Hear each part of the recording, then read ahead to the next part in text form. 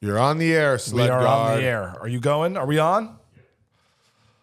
Welcome, ladies and gentlemen, probably mostly gentlemen, to the Bench Seat Podcast. Mr. Niang, how are you? I'm doing great. And ladies, if you are listening, you're welcome too. Give a little wink to the ladies. We like our lady listeners as Yeah, well. we do. We're big fans of that. Especially you. I am married, so I can't have too many ladies. Goodness, leave me alone. You'll get there soon. I can't wait to meet her. Okay, let's get right into it, Mr. Niang.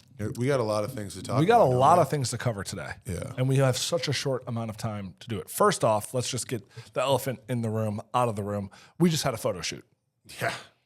I was probably the second one of my life. First one of yours. It was the first real photo shoot I didn't know what to do with my mouth or my hands. I don't know what you're really on a roll with making me feel uncomfortable, but yeah, I thought you did a solid job, not Thanks. with your mouth or your hands. With- You showed up. You looked good with the basketball. Yeah. We actually had a crazy segment of the photo shoot where, like, we were on a swing set, and we'll probably put pictures cut that. of this. Yeah, maybe you never know, but it was as if Kevin was pushing me on the swings, and then I was pushing him, and it was more or less just like fun stuff. Maybe pictures you do with like your family. Yeah, but you don't do with two grown men. Yeah, it was. But hey, we're rolling with the punches. we'll try anything once. Just kidding. My friend used to say he was trisexual. He'll try anything just about once. I thought that was a little weird. Yeah, that's a little too much. That's a little aggressive. I never said that. Yeah. Okay, so yes, we had a good photo shoot. It's Super Bowl Sunday, Yeah. as they would say. Yeah. A lot of things happening in the NBA. Yeah. First thing on my mind is a little incident that happened last night. I don't think a big incident, but it was a great game between the Warriors and the Suns. I don't know if you got to watch the end of it. I saw Curry- snippets of it. Steph Curry is like, Dude. You try to say like, oh, the Warriors and Steph Curry don't have it. Stupid. Wrong. Yes. Yeah. And you know what it's funny that it's nostalgic now. 2018 is nostalgic, which is crazy to me, but it felt like the old Warriors. He was just having so much fun. Yeah. And like, I love this clip. He hits the shot. Steph Curry hits a shot, and then he's like talking shit to the crowd, like, squat down. KD is looking up and smiling. And it's like he's looking up, watching the replay of him doing that on like the big screen, and KD smiling. And it's just like, oh man, guys having fun playing basketball. Like, I love that, dude. It was great. He was like just fucking jacked up. Like, nothing in my life gets me that jacked up anymore, I don't think. Aside from men's league basketball, probably. When you score 34 points. 33 points. No, I mean, 34, that's yeah. the beauty of it, though, is you work all season to have those finite moments where you're just like jacked up and can yell something crazy. Like when those things happen, people are like, what did you yell before? And I'm like, probably just like the F word really loud and like, like you just don't know how to react. Cause like you have to understand, like, these huge moments that happen are being done in front of so many people, and you're not even realizing it. This is just like all like natural emotion. So like what you thought of as a kid in like your bedroom of like what you're gonna say, like doesn't even come to your mind. It's just like natural emotion. Like I'm screaming. Like some of the stuff that I like when I watch clips of like if I made a big shot, which I've made very few. No, he's made some big shots in my professional career, but like I'm trying to read my lips and like. I'm What like, are you saying? I'm like flipping. Yeah, that's what I flipping was talking about. Yeah, I'm on this. I does this. I did this before. Like It's like you're like, who did I think I was? Like this is crazy. Like because everybody's had those moments where you're sitting in here like, oh yeah, if I hit a shot, like I'm gonna do I'm this. gonna say, yeah. like, you're gonna be conscious enough to hit him with like and then something cool. when you do the stuff that you actually planned, people are like, yeah, that was really corny. Yeah. It's got to be real. It's like, did you ever see the video of, it's like one of the most viral videos of the bowler who bowls a strike, and he's like, he bowls a strike. This is from like early 2000s. Bowls a strike, turns around, and he's like, who do you think you are? I am. That's what I did. I'm the one who did it. And he's just mumbling gibberish. Oh my God. And you find out later, he was like yelling at a 10-year-old kid in the stands. Like, dude, it's not that serious. But for That's him, like, it I almost is. want to tell the fans that are like yelling at us. Like we had another fan. We were in Toronto that was Giving you like some shit. yelling like, Donovan, you're a bum. you're a bum, like da da da, you're a bum, and then he proceeds to Evan Mobley gets down there, and Evan had been playing really well, and he like calls Evan a bitch, and I was like, oh my God, all right, like there we go, and everybody knows, you know, the guy that sits courtside in Toronto, his name is, you know, super fan. Oh, it's not Drake? No, well, he wasn't there, but super fan, you know, he's always there. What do you call? Oh yeah, I know what you're talking about. Yeah, he wears not a turban, but a turban. Yeah, and he's always been super respectful. Like he's always been great. And he heard him, so he walks over to a seat and basically was like telling this fan like, "Cool out." Yeah, like come on, like there's talking smack, and then there's like completely disrespected, and the dude was like, "No, forget that," like da. Corny, yeah. And the dude ended up getting kicked out, and it just is like why do people get so wound up and like just relax? Yeah, just enjoy the game. Like, sure, you can boo someone and tell them like and that's fun. Yes, for sure. We love that, and we'll have great interaction. But when you start like crossing the line of calling people out of their name, it's just like, and also like ridiculous. There is a line where it's like it's no longer about basketball. Now you're just like being disrespectful as a man. Like if someone's calling you a bitch, it's like, all right, guys, you know. There was this totally different level here, but I'm going to compare your world to my world. Let's try. There was a high school, Erasmus Hall in Brooklyn, rough high school. Erasmus Hall, free promo. Erasmus Hall, free promo. Just, you know, dealt with poverty, a lot of other things. The gym was set up so that the stands, they're literally like, there's like this much space, like probably 4 feet of space between the walls and the gym. But up above on the second story was the stands. So you literally had the stands on top of you. Oh. So like, it was the most loud, hostile environment. And like, almost like gladiator-esque, like you're down there and they're looking over and you. They're just giving it to you. And like the kids were like, oh man, they would talk shit to the coaches and like, these kids were when ruthless. you were coaching? That's when I was coaching. They were talking shit to you? Oh, bro, they would give it to me like shut up, little white boy. You ain't got nothing on me. Oh, he mad, coach, man. Oh, you corny ass. Where you get that haircut? Those shoes are ugly. You had that haircut? Oh, I used to have the comb over, bro. I had the gelled comb over. This is only like 2016, 2017. Actually, 2018. I had the shit combed over. And I would put on like my best shoes. And back then, skinny jeans, which I still probably did you walk in and be like, hey, my name's Kevin. I'd be like, how's everyone doing? I'd be the only white guy in the gym. You're like, that coach, he's real respectful. Hello, thank you so much for letting me into your school. Yeah. Speaking of respect, there was some disrespect in Brooklyn. No, not in Brooklyn. You know, people are starting to hate on my guy Draymond, and I wanted to ask you about this. Actually, I'm getting a little. That's what I brought up the point of the game. Actually. Yeah, I'm getting a little fed up.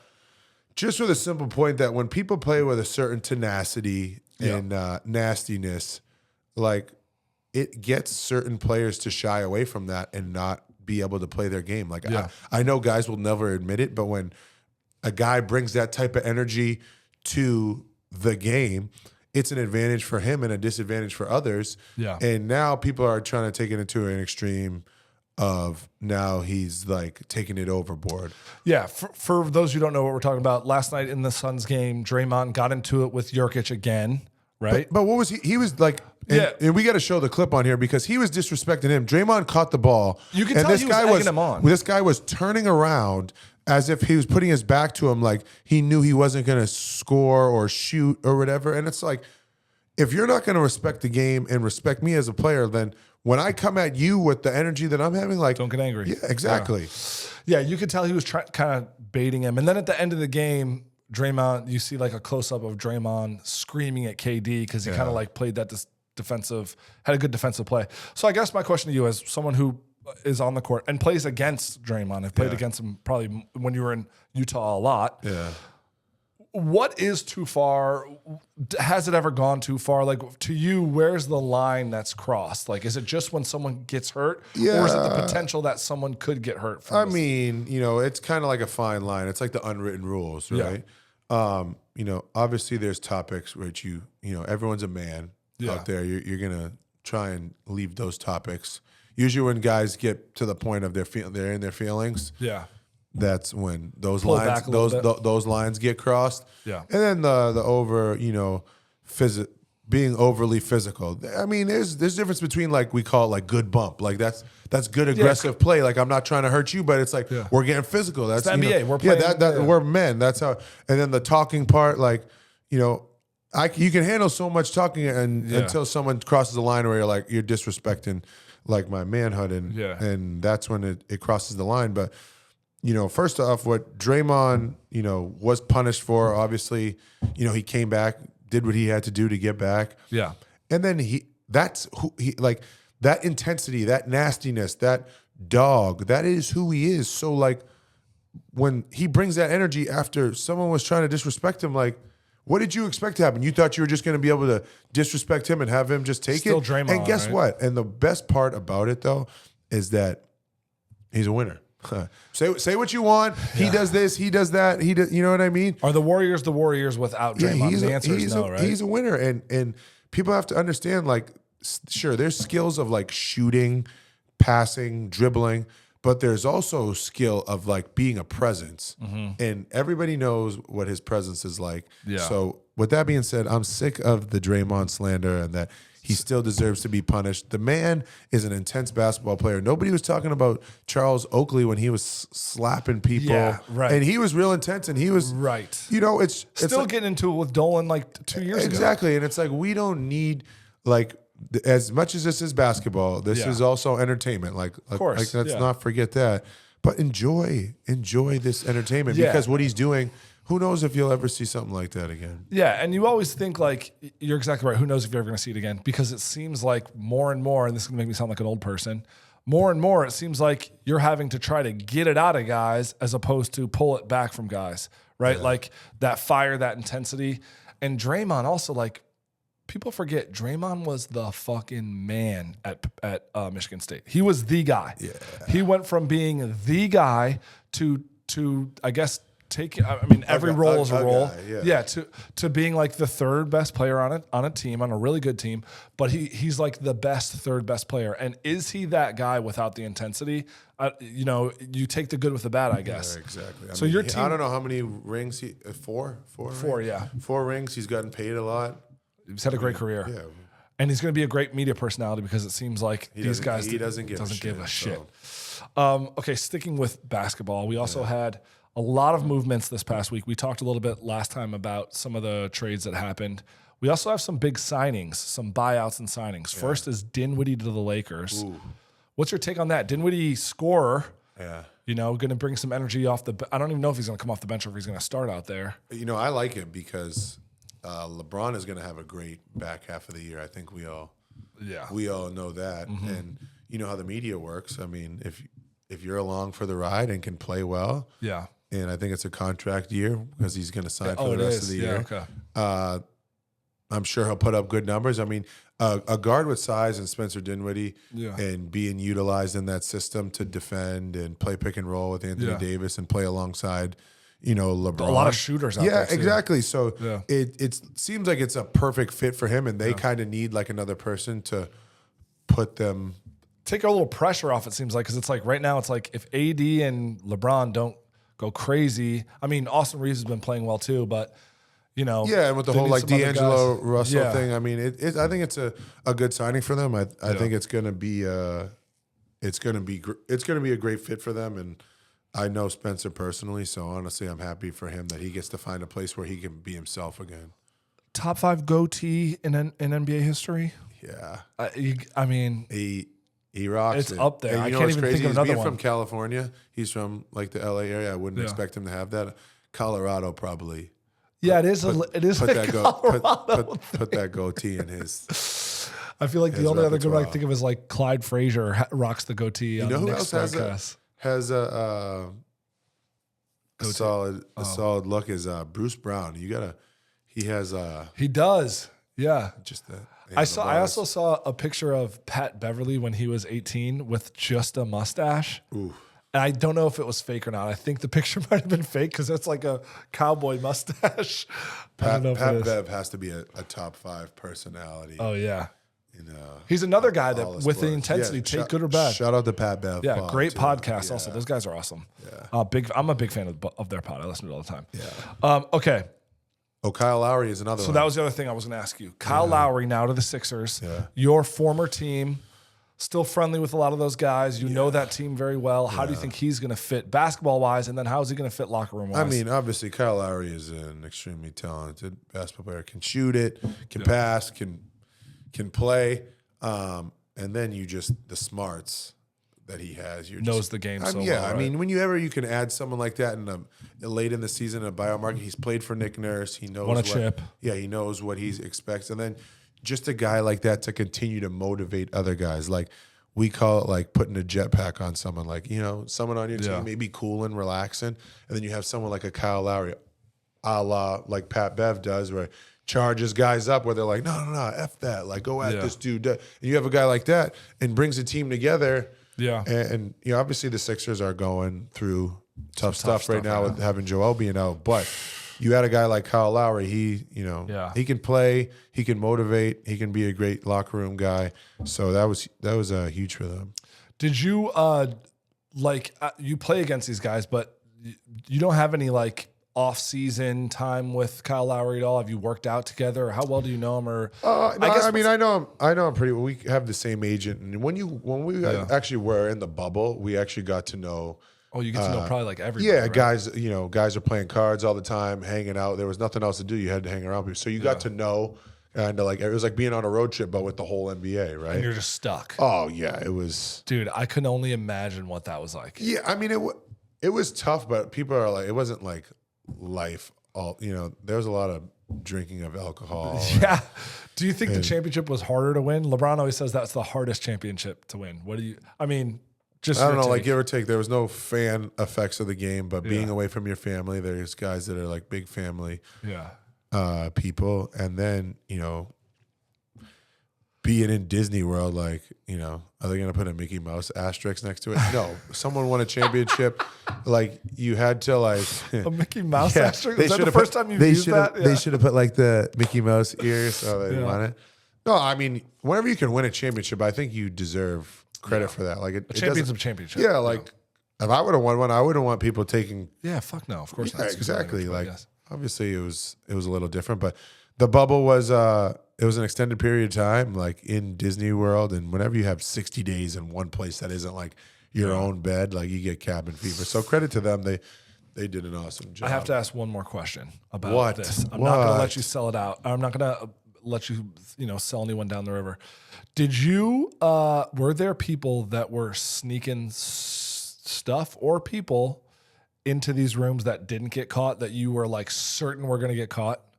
Because there were some people that got caught, like bringing people back to the room. Yeah, see that the thing that I was on there was 3 different campuses. Okay, so where I was at, it was the top. He's like, I swear to God, I didn't do it. No, I didn't bring anybody back. Yeah, I'll never tell.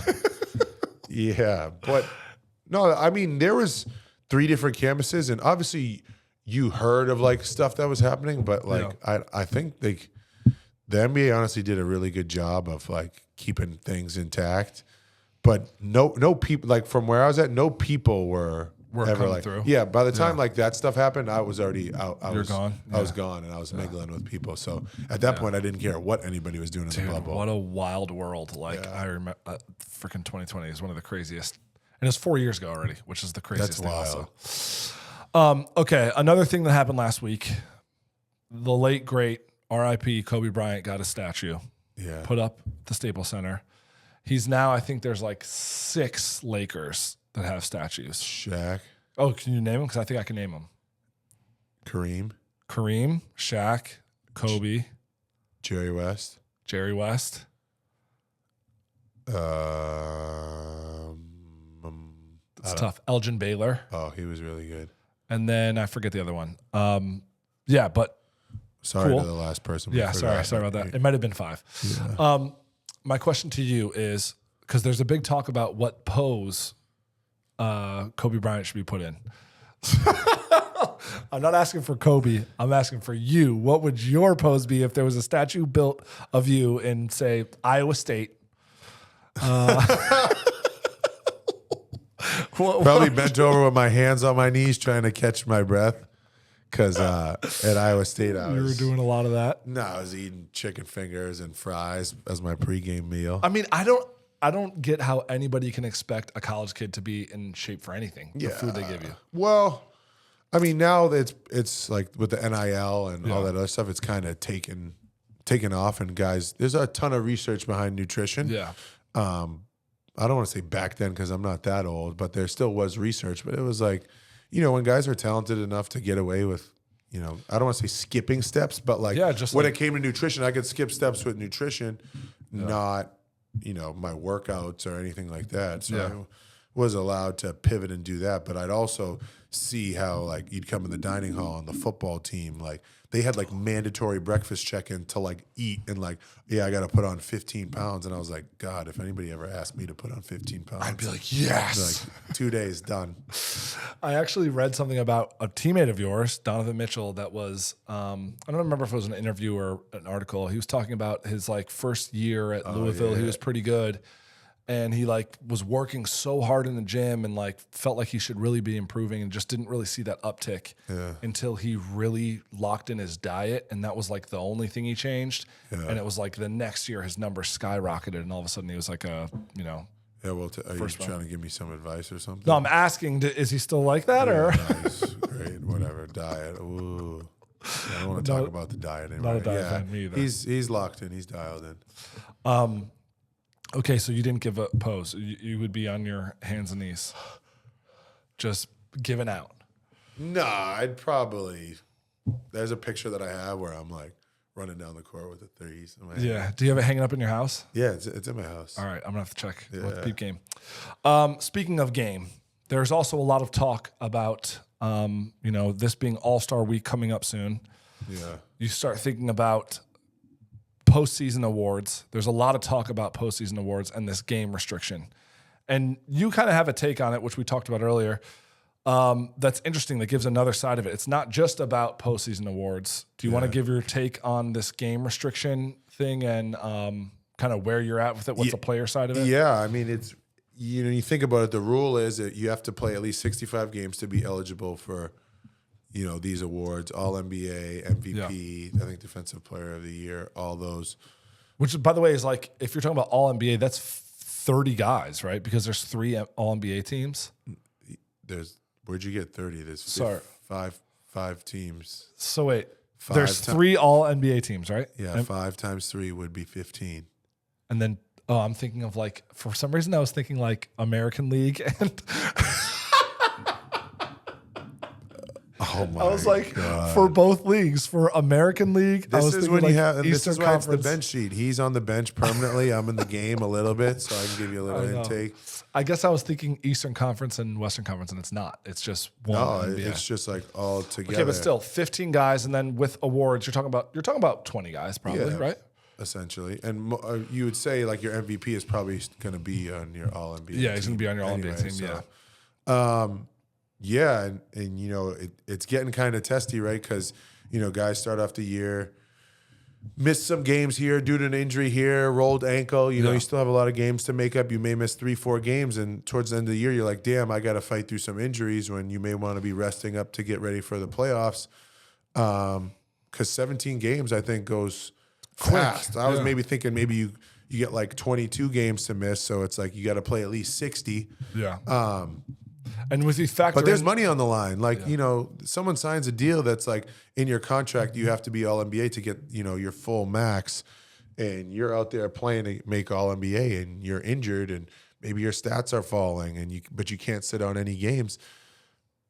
But at the same time, it's like, it is a product that, the people want to see and, people expect you to play. And I guess, with load management, I've never had load management because when you average 20 minutes a night, they expect you to play every night. Every night. People are like, "Oh my God, you have the That's still gotta be They're hard. like, "Oh my God, you have the most like winning percentage of like this." I was like, Yeah, you I was, do. I was like, "Yeah, I play with good players and I play every night. That's the secret."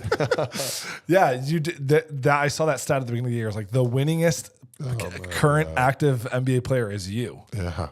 I mean, that's sick. And now you're only adding to it. You're only No, I think it's from 20 in the Oh, in the 20s? 2020s. Yeah. That's But still, you're only adding to that now because you guys are we're doing rolling. nothing but winning.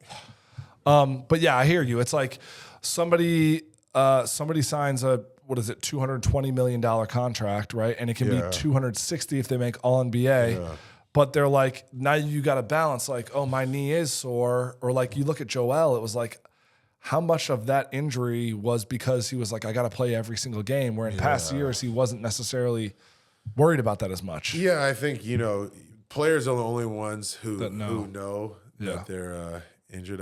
I've always woken up and never felt like 100%. So yeah, I mean, like as you get towards the end of the year, it's such a grind. Does your body really just feel broken down? Like what? I think it's more. Yeah, you could say that. Yeah. And I take like a bunch of time to like relax and enjoy myself, probably a little too much. Yeah. But I would say it's more of like a mental strain, because I think like your body can get put through a lot, but mentally you're like, this is sore. I don't, know. I mean, it's consuming. It's like people don't understand when you go to work and it's like 9 to 5, right? You have your routine, right? I wake up, I go in, I make my coffee, I do this, I drive my kids to school, I do this, you know, and I'm 9 to 5. I'm at the same work spot. Yeah. In this, it's like I wake up, I play on Sunday, right? That's a weekend where it's time with my kids. I play at 2:00. Game ends at 5. I have toddlers. I get home, I have to play with them. I can't rest after my game. Then after that, we have practice the next day, and then we fly, Tuesday to Charlotte, and then we're in Atlanta and I don't get back till the following Sunday. And it's like when I'm tired, I just want to get back. We get back late Saturday night, and I have to wake up at 6 to wake up the kids, go to church, and like you're just constantly, things are moving all in different places. So it's like mentally, there's no like breath. Yeah, consistency. It's always like, I just gotta pass another day, another hour, another minute. And whereas like someone who is like working a regular job, yes, we are overly compensated. I will give you that. Sure. But money does not block you from being exhausted or tired. Yes. And also you shouldn't have to like, those things they don't have anything to do with each other. Right. Like for sure. just because you get paid, substantially people, you should. People do if I got paid that, I could do that I'd be too. fine too. Yeah, sure. And like, I'm sure it helps, Until you buy everything you want, then it's like, okay. like, fuck it. Yeah. Or also like it doesn't really matter. At the end of the day, you're still really tired. And I can imagine as like family, like you probably play with some older family men. Yeah. It's tough. And having those conversations with them about like, damn, what are your feelings around like having young kids while you're playing in the NBA? Yo, when I heard someone say for the first time, like, yeah, I didn't get any sleep last night because my kid was up crying, and I was thankful that like that wasn't an issue that I have, in my life. Obviously, kids are the greatest, gift, I'm sure. But at the same time, when you got to go out there and perform in front of fans and the media who are going to crush you, and you can't be like, oh, well, my kid was up all night crying. Like, dude, let me tell you something. Yeah. As someone who has one of the easiest jobs, if I'm being reflective, going from someone in my 20s who like had a comb over and was coaching high school boys when basketball. I was up at 6. Kevin loves youth sports. He's all about the youth and being a coach. I like coaching youth sports. No, but going from a schedule that was crazy, from like I'm out of my house at 6:30 and I'm not home till 7:30, Monday through Friday. That's my schedule. Saturday we have practice. Sunday I bartend. Yeah. So that's October to March. Crazy schedule, right?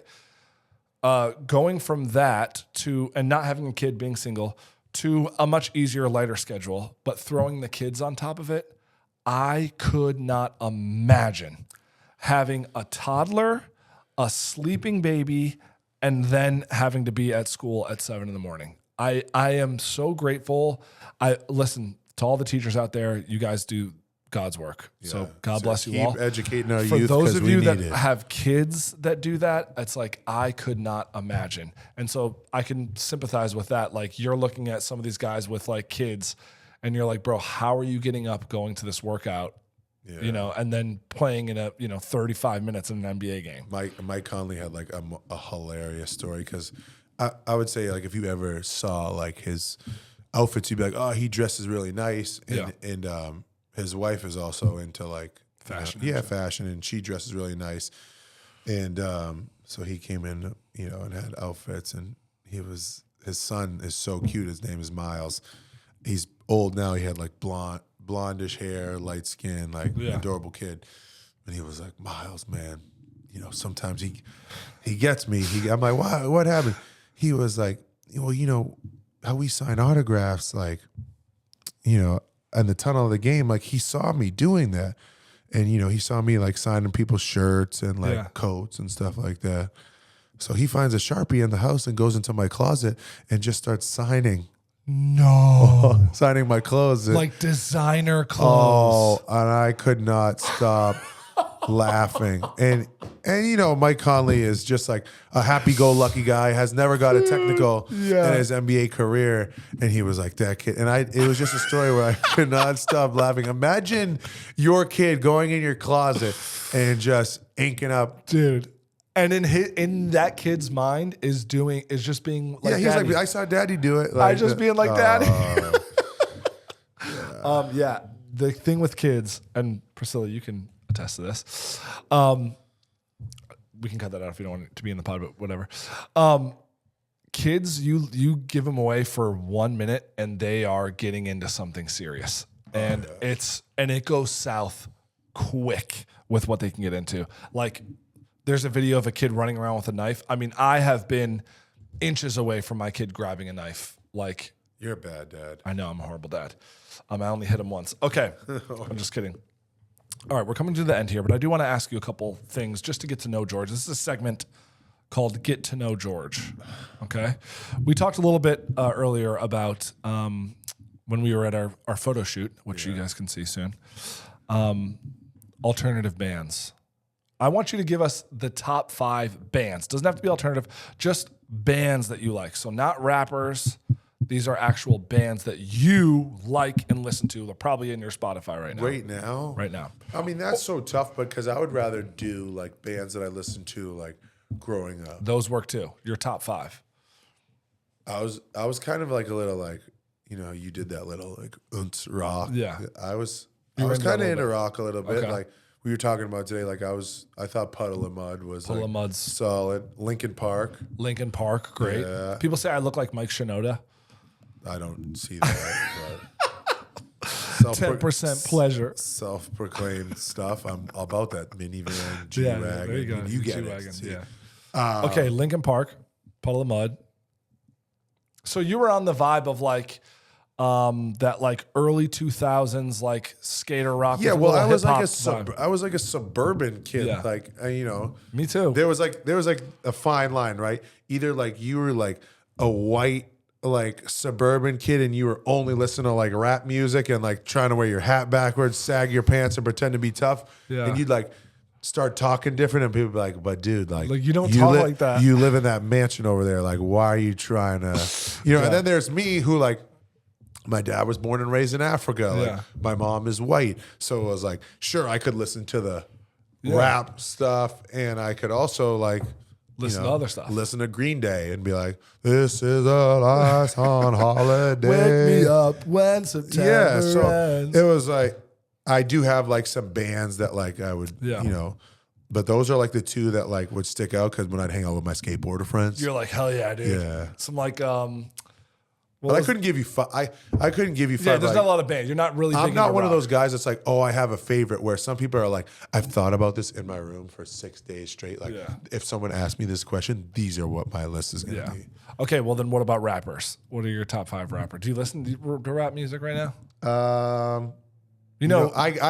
I go through like all like phases. Yeah, phases. Obviously, Drake has been iconic since I was like in the 8th grade, right? Yeah. Then there's like Meek Mill had his like huge time when I was 2011, 12. When I was in high school, like into college.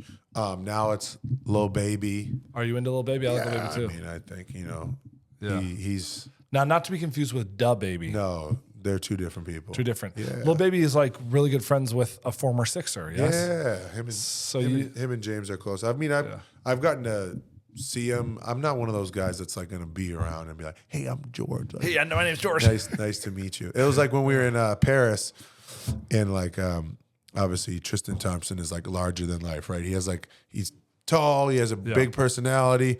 Very nice guy. I got to meet him. Just really a likable guy. Oh, he's the best. And like it was your entire team and me and some dorky white suburban dad, 2 of them. Yeah. And he was very nice to us. Yeah, we welcome everybody. Yeah, he was cool. And so we were in Paris, and like we're in layup lines, and like, you know, these games in these foreign countries, like every celebrity is like trying to show up. Like Ronaldo was there, David Beckham was there, Pharrell was sitting by our bench, and Mbappe was across the court, and not to mention, you know, Fashion Week. Paris Fashion Week was the next week, so I'm sure it wasn't just our game.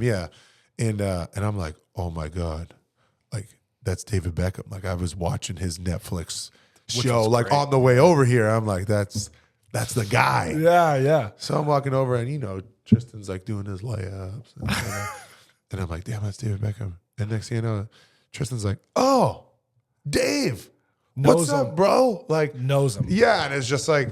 And like sometimes I forget, like this is like normal in the world that we live in, and I'm just like, wow, that's David Beckham, and he's just like, what's up, Dave? Who cares? Dave. Yeah, you know, there's what's like up, different bro? levels to shit in the NBA too. And then I saw like another one of my teammates go over there, and I was like, oh, you know David Beckham? He was like, oh, well, one of my other teammates used to like hang out with him, so like I've known him. Yeah.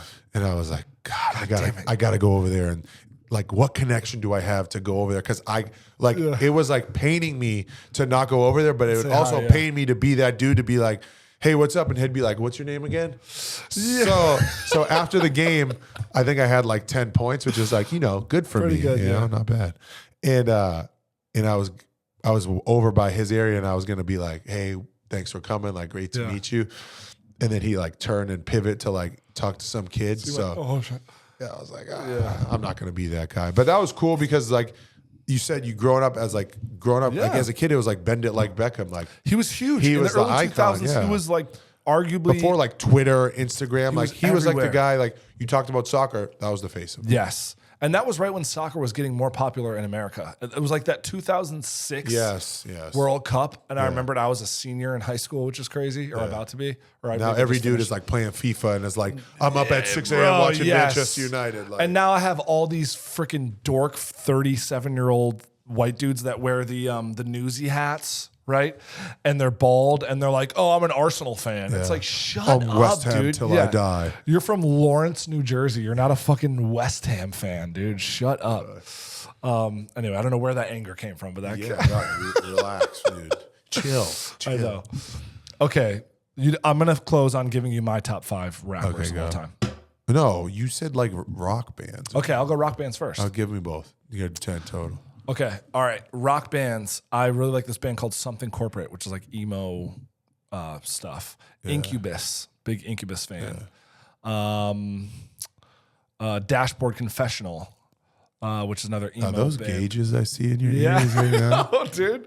I don't know. Those are probably it. Third Eye Blind I like. Yeah, okay. And your list is trash. Yeah. And then... Nobody's going to care about this. No, they're not. But rappers is where I go really hit them. Top 5.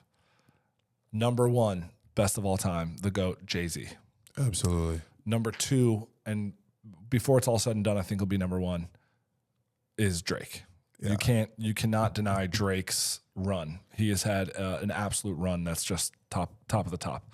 Number 3, Eminem. I don't know. I just really like Eminem. It's not. You felt like you could look at him and be like, I could be that. Is that why? Yeah. Okay. Good. That's why you and I have a podcast, because I feel like I could be your. I could do what you do. Yeah, exactly. Yeah. And I did score 34 points in the men's league game. Don't forget, it was a running clock. And pull the clips, show the tape.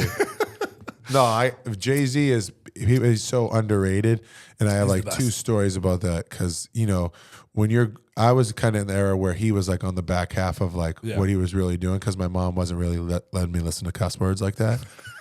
Like they like H to the Izzo, V to the Izzy, fascism and Izzo. She was like, stop saying that. You can't say that. And I'd be like, what? So I was really. You were like, no, mom, you can't say that. I can say it. I was banned from like listening to that music. So, growing up, I was kind of like a late bloomer. And I remember I got to college. My college roommate, Naz Long, was like, Drake's the best, this, that, da-da-da. Yeah. Drake's the best. I was like, he ain't better than Jay-Z.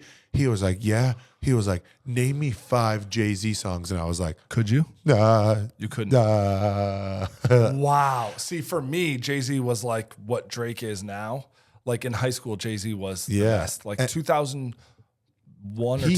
He has hits on hits on hits on hits. Like when I was in the bubble, back to the bubble, Lou Williams like had the auxiliary cord when we were playing like cards one night, and he played Jay-Z for 3 hours, and he didn't admit. There wasn't one song where I was like, change the song. I was like, oh, this is hits. I was like, I didn't know how good Jay-Z was. Drake's like that too.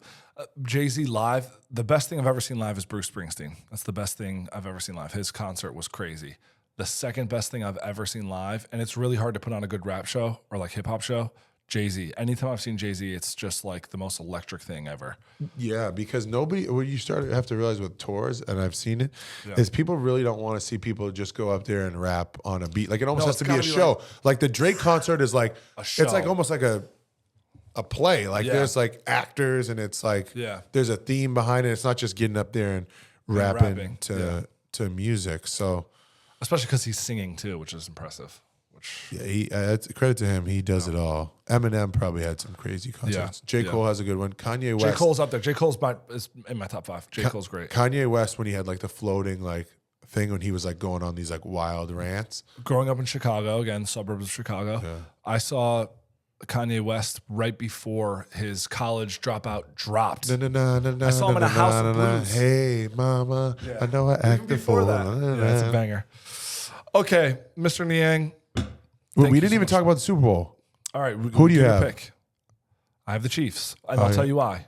How could you bet against Oh, that's right. We talked about that. We talked a little bit about it. That's okay. Who do you got? I got Bang Bang Niner Gang.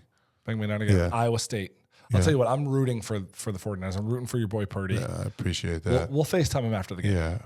He's a good friend of mine. Yeah. Pick up, please. Yeah. All right. You have it here. Thanks for joining us.